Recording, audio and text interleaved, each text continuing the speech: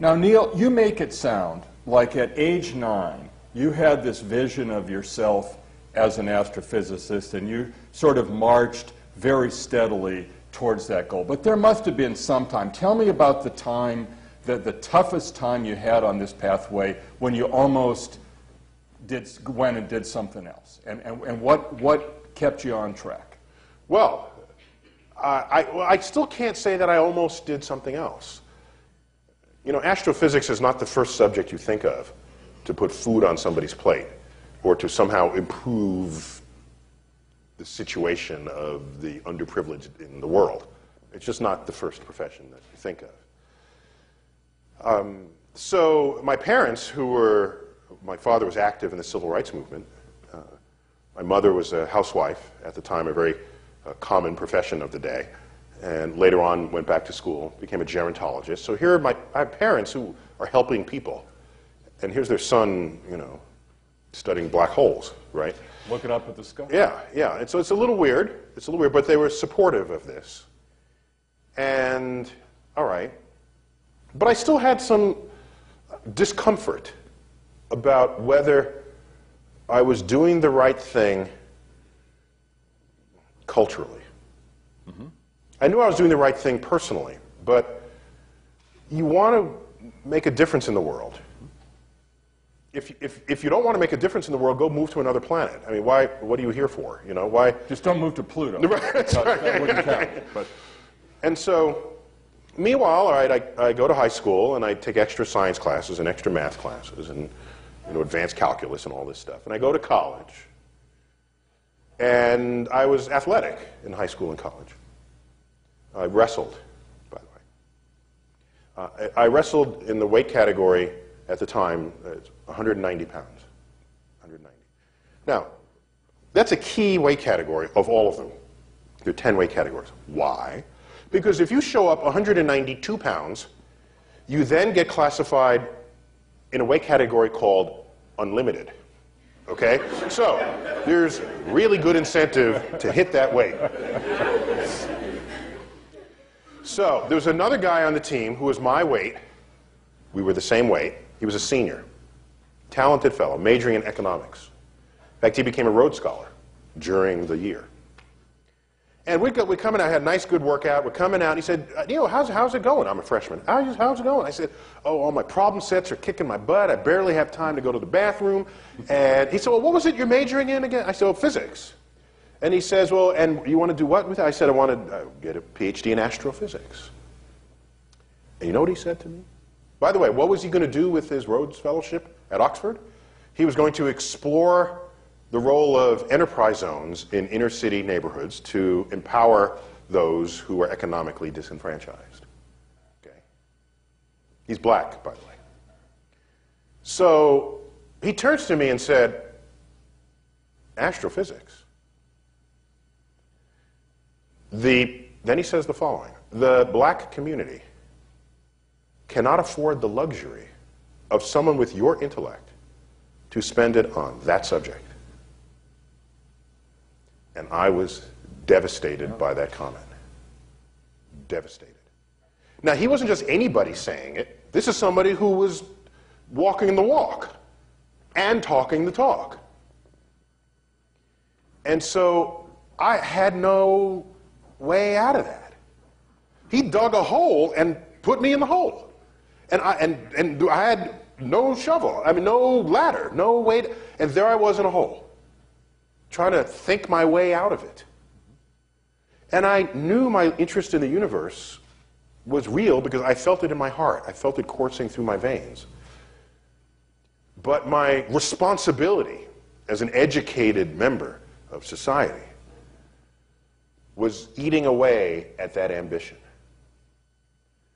In the absence of another way to think about the problem, I just kept at it, but with this albatross around my neck, this guilt that maybe I wasn't doing all I could to help others. All right. It's 1989. I'm in graduate school in New York City, Columbia University, Upper West Side. A phone call comes into the department from Fox News. This is before Fox was a national network. It was just local Fox News. The weather guy had read over the newswire that there was an explosion on the sun. Okay? A blob of plasma, astrophysical plasma, which is just a gas with a lot of ionized particles in it. So it actually responds to magnetic fields. It's kind of a cool state of, sometimes called the fourth state of matter. And the guy said, you know, I get this explosion on the sun. What can you tell us about it? I said, oh, it's just a blob of plasma, charged particles moving fast. About 100 times the size of the Earth. Yeah, it's large. It's a big plasma pie headed towards Earth. As it gets closer, these charged particles will notice the magnetic field of the Earth. They will split positive and negative. They will be attracted to the poles. They will spiral down, collide with the molecules in Earth's atmosphere, excite them, and render them aglow, creating the northern lights, or the aurora borealis. So tomorrow and over the weekend, why don't you go north and have a good look at it? He said, you mean Earth is okay? I said, Earth is fine. They said, can you say that on the air? And I said, okay. And they said, we'll send up a limo. And I said, limo on the air? And I'm like, I'm a graduate student, all right? I'm wearing my one shirt, and I got BO, and I'm not, you know. So I said, could you send the limo to my house, okay, to my apartment, and meet me there, not at the office? So I like run home, shower, put on my one tie, my one, you know, shirt, my one jacket, go to the interview, sitting here like this, a little backdrop of books, kind of the erudite set. Anyway, so we do the interview, and it's fine. We record taped at 3 in the afternoon. So I go home, call everybody. Mom, dad, sis, brother, grandma, grandpa. So I'm going to be on TV. Tune in. This is my first time on TV. So I'm home eating dinner. Okay? And the interview comes on. There it is. So there it is. And at the end, I had an epiphany. A revelation. You ready? Yeah. This is 1989. I had never before in my life, and I believe to this day that that was the first such occasion, ever, but I had never before in my life seen an interview with a black person on television for expertise that had nothing to do with being black. Holding aside, of course, interviews with performers and musicians. Or athletes, right? I'm talking about experts. An intellectual. Intellectual. Subject. I had never seen a black person here. The guy didn't ask me, well, how do black people feel about this plasma coming from the sun? What does your community feel about this? Will it harm your skin the way it will harm ours? That's not the conversation that unfolded. I was telling him whether Earth would survive.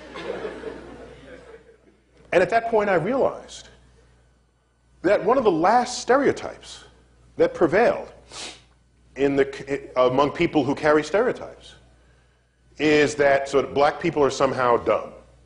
There used to be the stereotype that blacks were like physically unable, right? You know, shiftless and lazy. And then Jesse Owens in the 1936 Olympics sets 4 world records within 45 minutes in front of Hitler, right? The Aryan race. So that kind of fixed that one, right? We got that one done. You know, no one is saying blacks don't have physical ability. That one's done, okay? So when you combine this, I wondered, maybe, if there's more of this, that's a way to undermine the sort of the stereotype that prevailed about who's smart and who's dumb. And think about it. The word smart is not applied to all professions, even if you are smart in that profession. No one talks about smart lawyers. They may say a brilliant lawyer. They'll talk about a creative artist. Smart is saved for scientists. It just is. It's not even really applied to medical doctors. It applies to scientists in the lab figuring stuff out that hadn't been figured out before. So if you had visible examples of this, then whatever is your next encounter with the black person trying to squeegee your windshield at the red light, and if you're prone to saying, oh, these black people, they don't work and they're too dumb, you're going to have to remember that I just told you that Earth is safe from the plasma that came from the sun. And so you're going to have to reconcile this. You're going to have to be wondering, well, maybe this guy could have been one of those. But for lack of opportunity, but for lack of institutions with foresight.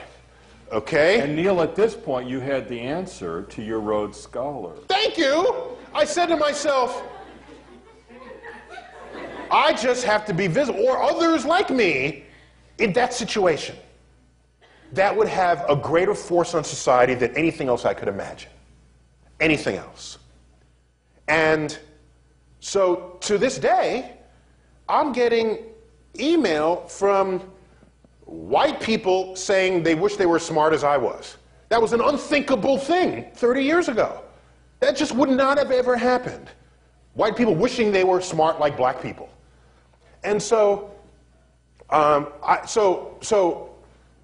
I said to myself, it's not that the black community can't afford to have me do astrophysics. It can't afford me to not do astrophysics. And at that point, I found myself standing outside the hole. I had climbed out, just the act of observing that interview. And since then, there have been other interviews with intellectuals of minority groups that have nothing to do with their being a minority. But I think that might have been the first ever.